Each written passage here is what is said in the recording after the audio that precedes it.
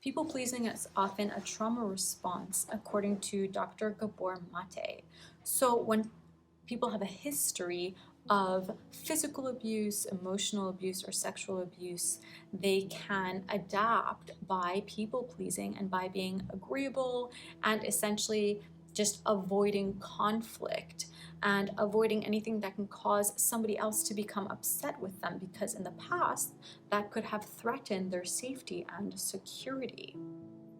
So what are some ways we can overcome people pleasing? Number one, we can start by saying no and by setting boundaries. We can learn that the people who are in our lives that will cause conflict, when we draw healthy boundaries and we say no, are not the people we want to keep around.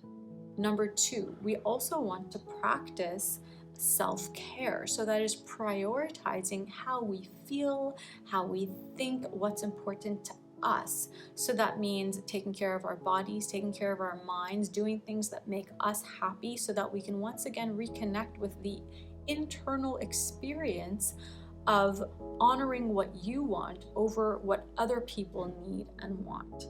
That in itself is a really good practice to develop when you have a people-pleasing reaction. Number three, this is so important, and it's related to number two, is practicing somatic therapies. Somatic therapies are really helpful when we've had a history of abuse, because they help us to reconnect with our own body responses, meaning that the moment something makes you feel like your boundaries are being crossed, the moment something starts feeling like it's not right for you or it's making you uncomfortable, in the past you probably dissociated from that and didn't even notice it.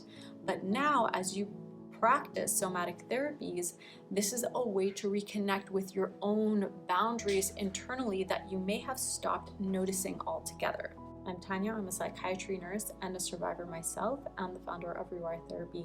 And if you are interested in learning more about somatic and movement therapies to help the body once again reconnect with what is healthy and unhealthy, with where your boundaries begin and where they end, in order to develop a healthy relationship once again with ourselves and have healthy expectations of others, then I do invite you to look at our programs for somatic therapies and movement therapy.